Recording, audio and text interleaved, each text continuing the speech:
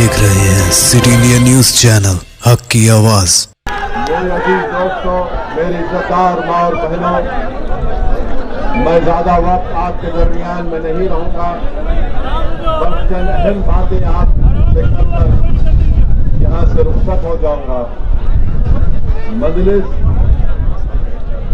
आने वाले विधानसभा के चुनाव में पूरी ताकत और पूरी तैयारी के साथ जनाब मोहतरम शौकत अली की क़यादत में विधानसभा के इलेक्शन को लड़ेगी।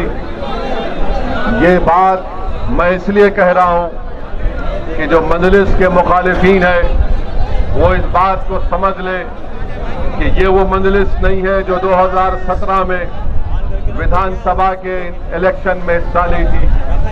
इस 5 साल के अरसे में मजलिस ने अपने संगठन को मजबूत किया। मजलिस का पैगाम उत्तर प्रदेश के घर घर पहुंच चुका है।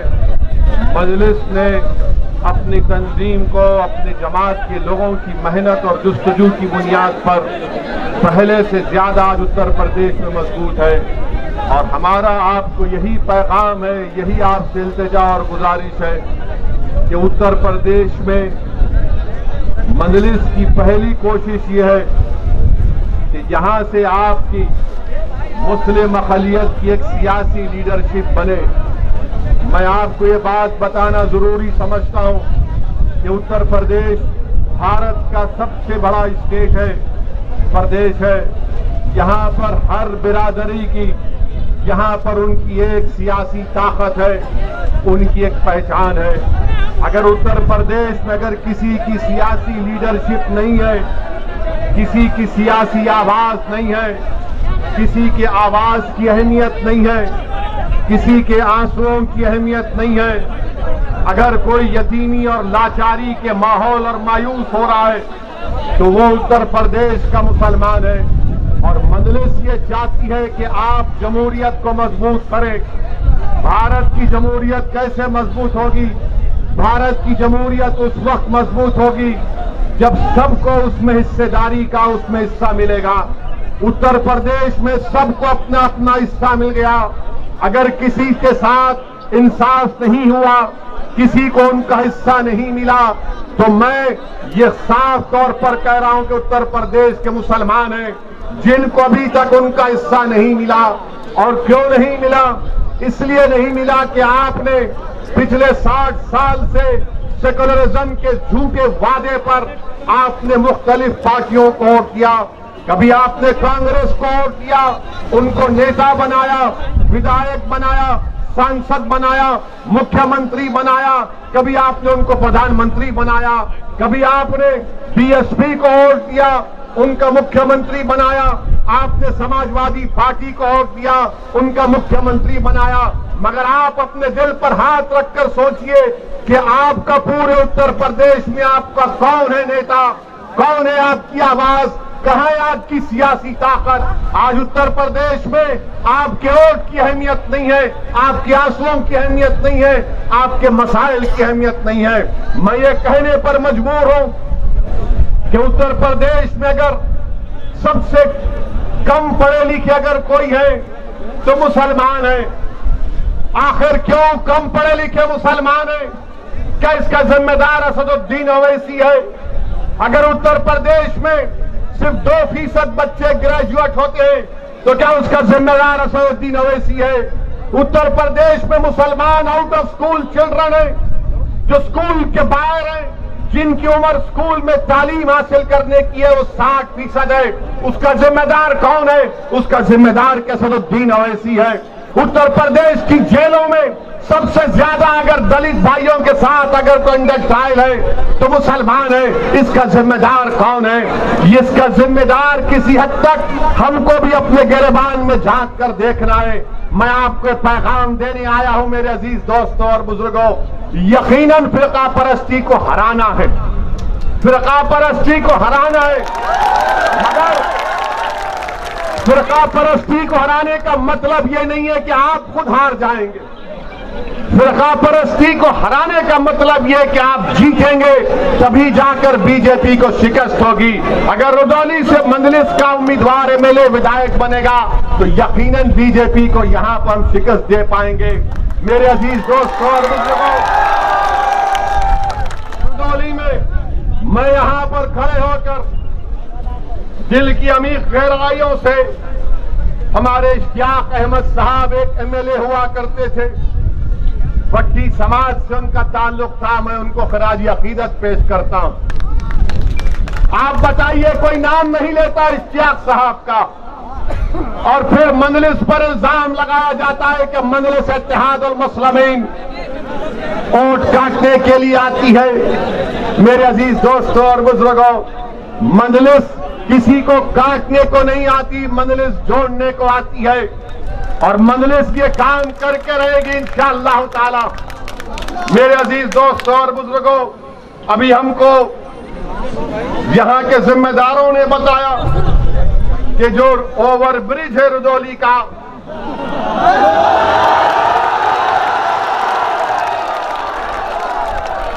अब आप जाकर समाजवादी के लोगों से पूछेंगे ओवर ब्रिज क्यों नहीं बना 2 साल से, तो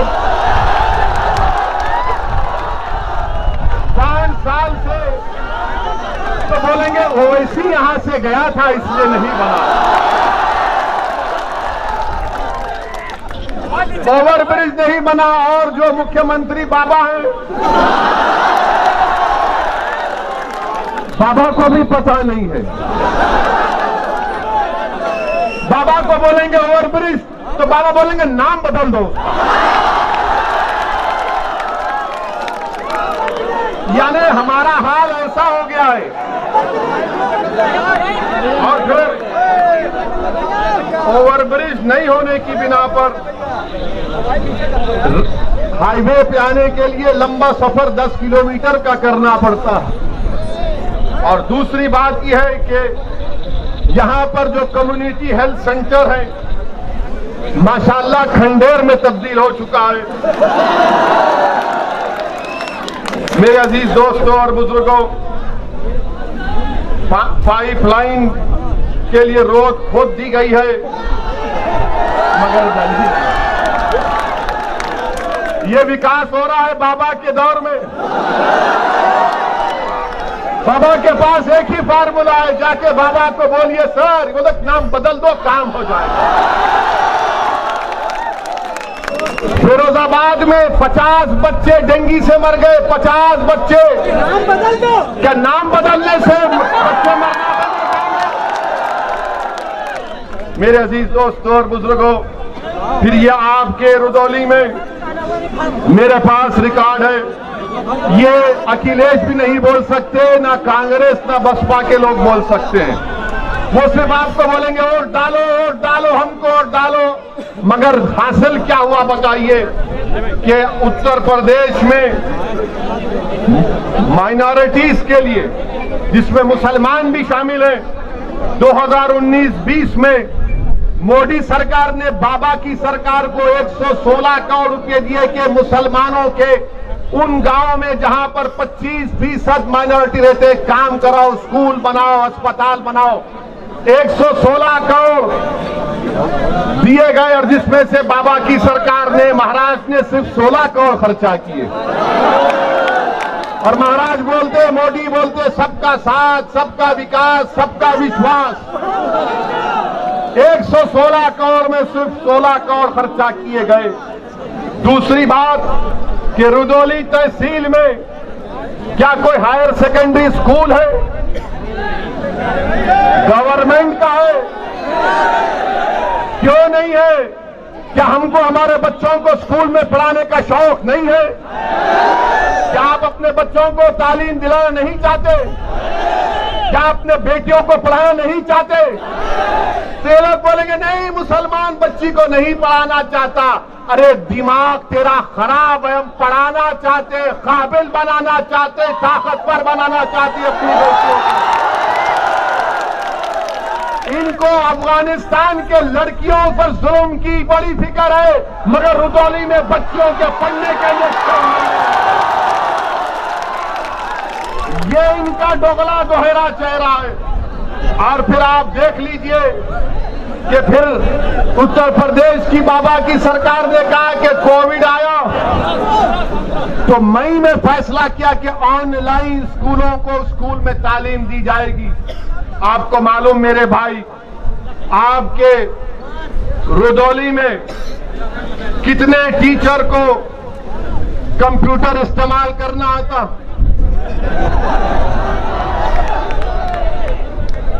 कितनों को आता है? ये हाल यहां पर इस तरह का करके रखती है।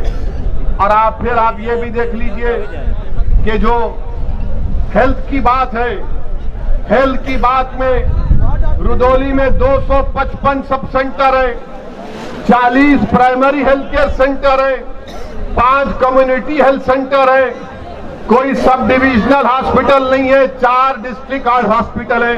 तो योगी आदित्यनाथ की सरकार बनने के बाद कितने आपने खोले बताओ? कितने आपने खोले बताओ? जब आप जवाब दे रहे हैं तो सच्चाई पर पाबंदी होगा। आपको मालूम कि रुदौली में ये जिला अयोध्या का है, यहां पर कितने बच्चे 5 साल की कम उम्र के, जब 5 साल के होते हैं तो स्टंटेड कितने होते हैं, कमजोर कितने होते हैं? 50%। बाबा से जाकर पूछिए, महाराज से, तो बोलेंगे ये फिरका परस्ती की बात कर रहा हो ऐसी। मैं चैलेंज से कह रहा हूं कि 50% 5 साल के कम उम्र के बच्चे स्टंटेड है अयोध्या डिस्ट्रिक्ट में। कौन सी हुक्मरानी बीजेपी उत्तर प्रदेश में कर रही है? और फिर वेस्टेड बच्चे 19%, अंडरवेट यानी जो उम्र में वजन उनका होना चाहिए कितने मालूम आपको? 45%। मैं जो कुछ कह रहा हूं, अगर मेरी बहन, मेरी मां मेरी बात को सुन रही है तो कहेगी कि हाँ ये बात सच है कि जिस बेटी को मैंने 9 महीने अपने पेट में रखकर पैदा किया, आज वो स्टंटेड भी है और उसका वेट भी कम है। मेरे अजीज दोस्तों और बुजुर्गों, वहीं पर ये सरजमीन, हम जब यहां पर आ रहे थे तो 2 दिन से हमारे माशाल्लाह मीडिया के बड़े बड़े लोग बोलना शुरू कर दिए। ये बोलना शुरू कर दिए कि ओवैसी अयोध्या को नहीं जा रहे हैं, ओवैसी अयोध्या का नाम नहीं लेते हैं। मैंने कहा भाई साहब, अयोध्या भी भारत में है, फैजाबाद भी भारत में है और ओवैसी भी भारत में है। अब फैजाबाद की तारीख इनको नहीं मालूम, जो शाम में 6 बजे टीवी पर बैठते हैं, 8 बजे बैठते हैं, 9 बजे बैठते हैं, ऐसा बैठकर भाषण देते हैं, खुतबा देते हैं और ऐसा देते हैं कि बस नरेंद्र मोदी उनको देखे तो कहे कि ये तो मेरा घर वाला। क्या कहा उन्होंने कि ओवैसी को अयोध्या नहीं जा रहे हैं? मेरे भाई, अयोध्या भी जाएंगे, क्यों नहीं जाएंगे? हम जब कश्मीर गए तो अयोध्या नहीं जाएंगे।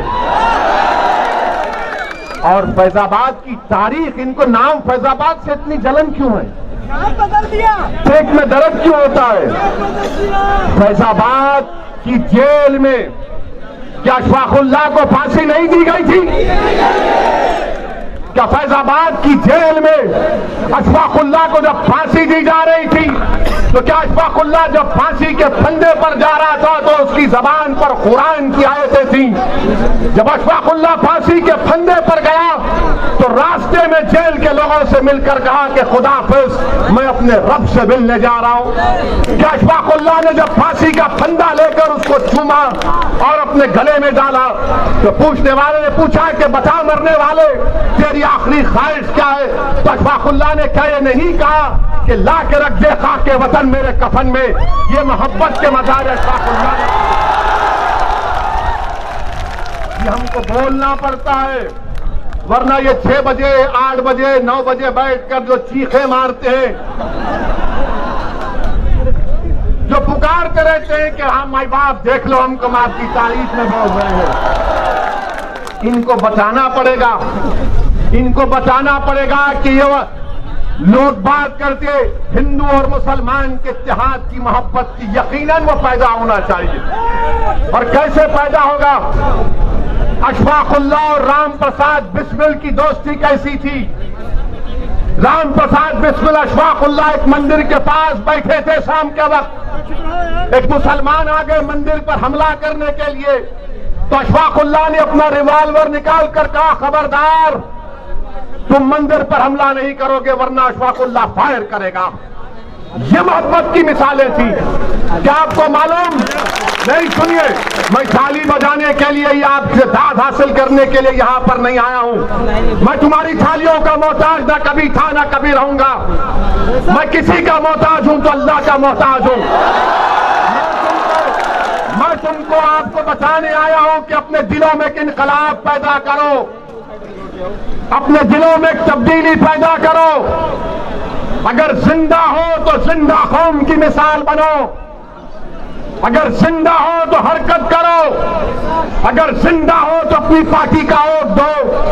अगर जिंदा हो तो तोड़ दो ये तमाम गुलामी की कैदियों की जंजीरों को, जो 60 साल से तुमको डरा डरा कर तुम्हारा वोट हासिल करके हमको बर्बादी के तहने पर लाकर खड़ा कर दिया।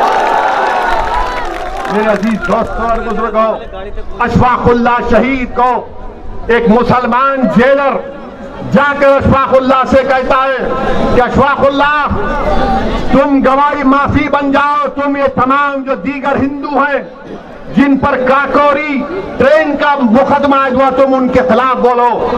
तो अशफाकुल्लाह ने कहा, मैं एक मुसलमान हूं और बाकी मेरे साथी हिंदू हैं। मैं अपने आप को गिरने नहीं दूंगा, ना अपनी कौम को गिरने दूंगा।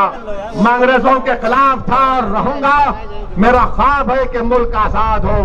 मैं आज रुदौली में खड़े होकर आप तमाम से अपील कर रहा हूं कि अगर हम अशफाकुल्लाह के ख्वाबों को पूरा करना चाहते हैं, अगर हम राम प्रसाद, पंडित राम प्रसाद बिस्मिल के ख्वाबों को पूरा करना चाहते हैं, तो अशफाकुल्लाह ने ये ख्वाब देखा था।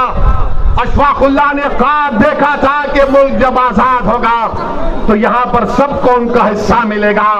अशफाकुल्लाह ने ख्वाब देखा था कि मैं फांसी के फंदे पर चढ़ जाऊंगा, 27 साल की उम्र में अपनी जवानी को इस मुल्क पर कुर्बान कर दूंगा, मगर आने वाले नौजवानों का मुस्तकबिल खराब नहीं होगा।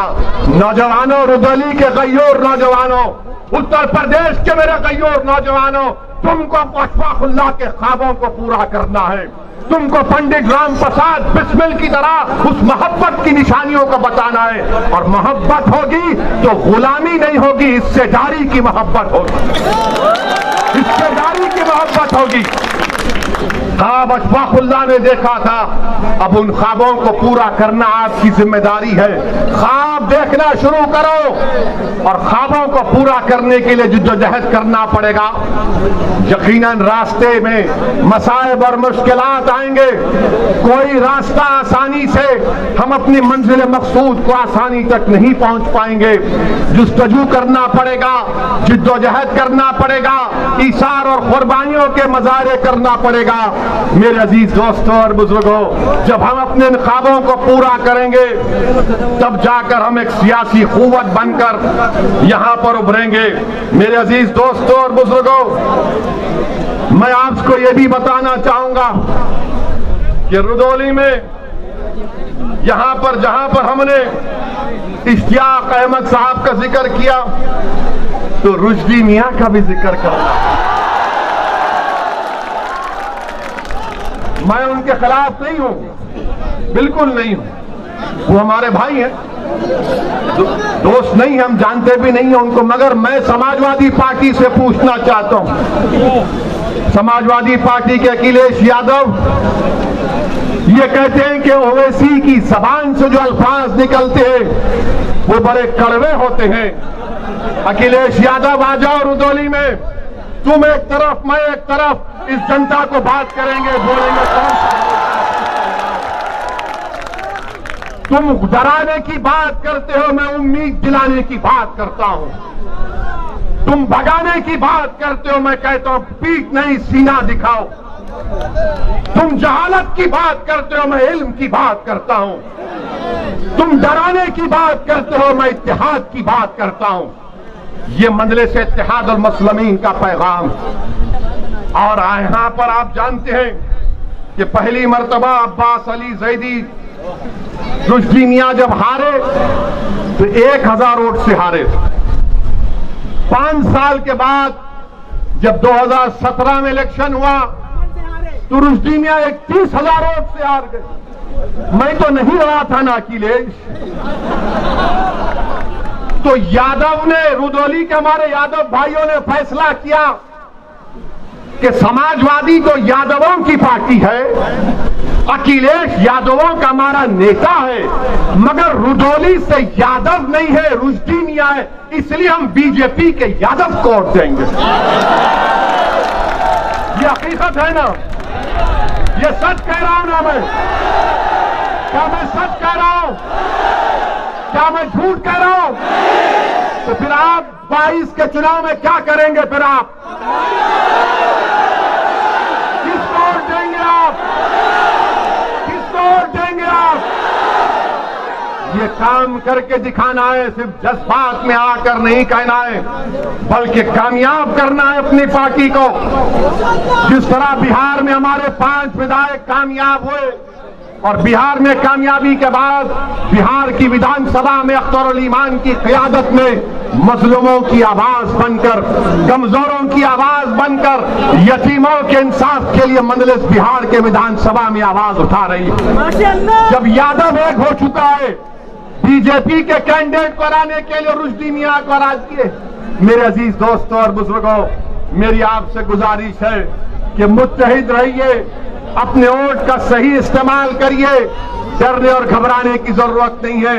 ये समाजवादी पार्टी हो, बीएसपी हो या फिर कांग्रेस हो या बीजेपी हो, इनको एक ही बात की तकलीफ है कि पूरे भारत में मुसलमानों की कोई पॉलिटिकल लीडरशिप ना बने। मैं यहां पर अपनी शोहरत के लिए नहीं आया हूं, अल्लाह जानता है। मैं आपको नेता बनाने के लिए आया हूं कि आपकी सफों से कोई कायद उठ जाए जो 1 साल 2 साल नहीं बल्कि रहती दुनिया तक तुम्हारी आवाज बने। और उस वक्त होगा मेरे अजीज दोस्तों और बुजुर्गों, जब आप अपनी पार्टी को कामयाब करेंगे, अपनी दुआओं से, अपने वोट से और पार्टी के पाबंद डिसिप्लिन सिपाही बनकर आप मजलिस के हक में अपने वोट का इस्तेमाल करिए। डरने और घबराने की जरूरत नहीं है। मुझ पर इल्जाम लगते हैं, मुझे कोई फिक्र नहीं, बहुत से इल्जाम लगते हैं मुझ पर, मगर याद रखो जब तक अल्लाह असदुद्दीन ओवैसी को जिंदा रखेगा, इंशाअल्लाह ताला असदुद्दीन ओवैसी सच को और हक को बयान करता रहेगा। अल्लाह जब तक मेरे जिस्म में आखिरी सांस को रखेगा, मैं आपके हक के लिए लड़ता रहूंगा। मुझे नहीं मालूम कि मेरी जिंदगी का चिराग कब गोल हो जाए, मगर रुदौली के नौजवानों, उत्तर प्रदेश के गैयोर नौजवानों, उत्तर प्रदेश के मेरी इज्जतदार मां और बहनों, कौम और मिल्लत के जिम्मेदारों, मैं तुमसे भीख मांगने आया हूं, मुत्तहिद हो जाओ। आज तुमको मुत्तहिद होना है। ये फैजाबाद अयोध्या है। अगर कोई मुझसे सवाल करता है तो याद रखो, इसी अयोध्या में 6 दिसंबर को हमने भी देखा, सारी दुनिया ने भी देखा क्या हुआ। आज उसका जिक्र करने से डरते हैं सेकुलर पार्टी के लोग, जिक्र करने से डरते हैं, डरा डरा कर वोट हासिल करते हैं। अरे याद रखो, वो कौम जो नवासा रसूल को जन्नत का शहजादा मानती है, क्या वो कौम डरेगी इन लोगों से? क्या तुम डरोगे इन लोगों से? इंसान से नहीं डरना, सिर्फ रब्बे कायनात से डरने का हुक्म सिखाया गया। सिर्फ रब्बे कायनात से डरना है, किसी से भी नहीं, ओवैसी से भी नहीं। हाँ, अगर ओवैसी की जबान से अगर सच निकल रहा है तो उस पर गौर करो, उस पर गौर करो। अगर गलत है तो कोई बात नहीं, अगर सच है तो उसको कबूल करो। मेरे दिल में नहीं है, मेरी ताकत, मुझे अल्लाह ने इतनी ताकत नहीं दी है कि मैं तुम्हारे दिलों को मोड़ सकूं। दिलों को मोड़ने वाला तो रब्बे कायनात है। मेरे अजीज दोस्तों और बुजुर्गों, हिम्मत और हौसले को बुलंद रखिए। इलेक्शन जैसा करीब आएगा। आज अभी हम प्रेस कॉन्फ्रेंस लिए, अतीक अहमद साहब जो 5 बार के विधायक हैं, 1 बार के सांसद हैं, वो आज मजलिस इत्तेहादुल मुस्लिमीन में शामिल हुए हैं। तो हमने उनका खैर मुकद्दम किया, वेलकम किया, और मीडिया के हमारे लोग आए थे लैला को सुनने के लिए। तो हम उनके सवाल करने से पहले उनको बता दिया कि भाई साहब आप सवाल मत करिए, आपके दिल में जो जवाब है वो हम आपको बता ही देते हैं। हमने उनसे कहा कि बीजेपी उत्तर प्रदेश के जो एमएलए हैं, 37% बीजेपी के एमएलए के ऊपर क्रिमिनल केसेस हैं। 37%। हमने कहा 116 एमपी बीजेपी के उन पर भी केस है। और फिर हमने उनको ये भी बता दिया, ये शुरू हो जाते, देखो बाहुबली को ला लिए, फुला को ला लिए। देखिए, बल्कि जिस किसी का नाम अतीक होगा, शहाब होगा, मुख्तार होगा, वो गैंगस्टर होगा, बाहुबली होगा। और जिसका नाम प्रज्ञा, अजय, कुलदीप, संगीत, सुरेश, कपिल होगा, वो क्या होगा? लोकप्रिय नेता होगा। यानी अतीक का ताल्लुक एक कमजोर समाज से है। अगर अतीक का ताल्लुक एक ताकतवर समाज से होता, और अगर अतीक अहमद मुजफ्फरनगर के कांड से पहले तकरीर करते या गोरखपुर में वो तकरीर करते, तो हो सकता कि महाराज उन पर केस विड्रॉ कर लेते, क्योंकि उत्तर प्रदेश के मुख्यमंत्री ने अपने आप पे से केस विड्रॉ कर लिया और बीजेपी के 70 से ज्यादा मुकदमे वापिस ले लिए मुजफ्फरनगर के कांड। तो मेरे अजीज दोस्तों और बुजुर्गों, ये तमाम इनके कारनामे हैं। मेरी आपसे गुजारिश है कि आपको डराया जाएगा बीजेपी से, मोदी से, योगी से। हम तो आए हैं उत्तर प्रदेश से बीजेपी को हराने के लिए इंशाअल्लाह ताला। मजलिस का मकसद ये है कि बीजेपी की सरकार ना बने, उत्तर प्रदेश से योगी दोबारा मुख्यमंत्री ना बने। क्यों ना बने? क्योंकि योगी आदित्यनाथ की सरकार ने गंगा में लाशें बह रही थीं, ऑक्सीजन नहीं था, दवाएं नहीं थी, जलाने के लिए लकड़ी नहीं थी, दफनाने के लिए जमीन नहीं थी। और अगर किसी गरीब ने इन तमाम की नहीं होने की बिना पर नदी के किनारे जमीन पर दफना दिया, तो दुनिया ने देखा कि कुत्तों ने किसी के बाप और भाई और बहन की लाशों को लोट कर खाया। ये हुआ है, इसीलिए बीजेपी की मुखालिफत करना है। मजलिस के अपने अपने वोट का इस्तेमाल करिए, मजलिस को कामयाब करिए, ये सेकुलरिज्म की कामयाबी होगी। पार्लियामेंट में आपने देख लिया, कोई आकर ये कहेगा इस सेकुलर पार्टी का, अरे ओवैसी के तो 2 एमपी हैं, क्या खोल लेगा। अरे भारत की पार्लियामेंट देखती है कि असदुद्दीन ओवैसी के साथ इम्तियाज चली जाए, दूसरी तरफ मोदी के 300 है, मगर जब एक तुम्हारा भाई टोपी और दाढ़ी के साथ खड़ा हो जाता है तो 300 में दर्द शुरू हो जाता है। और हम किसी मजहब के खिलाफ नहीं बोले, आज तक ना बोलेंगे इंशाअल्लाह ताला। मैं तो मिसाल दिया कि अशफाकुल्लाह की और बिस्मिल की मिसाल आपको दिया, मगर याद रखो ये लोग क्या बोलते कि मिल जाओ, मिलेंगे, दिल मिले हुए हैं, मगर हिस्सेदारी चाहिए। 19% यादव है, 19% मुसलमान है, 9 या 10% यादव है, मगर मुख्यमंत्री आपका ही बनेगा। और हमको चपरासी की भी नौकरी नहीं मिलेगी, हमारे बच्चों को स्कूल नहीं मिलेगा, वो ओवरब्रिज नहीं बनेगा, कुछ नहीं बनेगा। आप एक बार अच्छा फैसला करके आने वाले विधानसभा के चुनाव में आप अपना एक रिकॉर्ड पतंग के निशान पर बटन दबाइए, अपनी पार्टी को कामयाब करिए। और लोग हमसे पूछते आप मिलते क्यों नहीं समाजवादी पार्टी से? हम उनसे कहते हैं जाके पूछो अखिलेश से, बात करने तैयार है, बात करेंगे। बोले बीएसपी से बात करो। हम बोले पूछो, तैयार है, बात करेंगे। मगर अगर आप ये समझेंगे कि आपकी पार्टी में जो नाम निहाद मुसलमान है उनकी तरह तुम मुझसे बर्ताव करोगे तो भूल जाओ। मैं मरना पसंद करूंगा मगर अपनी इज्जत का सौदा नहीं कर सकता। बराबरी से बात होगी, हिस्सेदारी की बात हो रही है। आप मुझे कोई खैरात नहीं देंगे, मेरा हक मैं हासिल करूंगा इंशाअल्लाह ताला। मेरे अजीज दोस्तों और बुजुर्गों, हिम्मत और हौसले को बुलंद रखिए। अच्छा, अब उत्तर प्रदेश के चुनाव आ रहे हैं तो इसमें अब शुरू हो जाएगा ये तालिबानी तालिबानी तालिबानी। सुना आपने, बोल रहे हर एक को। अरे हम तो बोल रहे हैं तालिबान को तुम बैन क्यों नहीं करते। हम तो मोदी जी से पूछे क्या तालिबान टेररिस्ट ऑर्गेनाइजेशन है नहीं है, बताओ देश को। अगर है तो डालो यूएपीए में, नहीं है तो अपने इन चमचों को खामोश बिठाओ।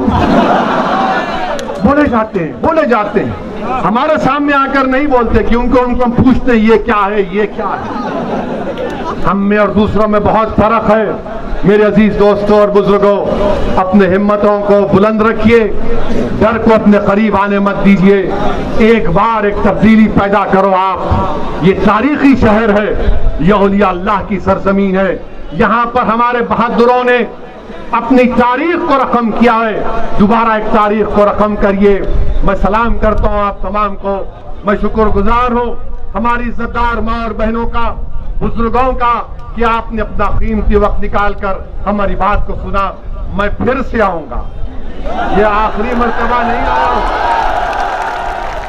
अगर सपा, बीएसपी, बीजेपी के लोग समझ रहे हैं कि दोबारा नहीं आऊंगा, मैं आऊंगा, बार बार आऊंगा, हर बार आऊंगा। आपके दिल में जगह बनाकर जाऊंगा और आप में से किसी को इंशाअल्लाह अल्लाह विधायक बनाएगा मंजलिस के टिकट पर इंशाअल्लाह। अस्सलाम वालेकुम व रहमतुल्लाहि व बरकातहू।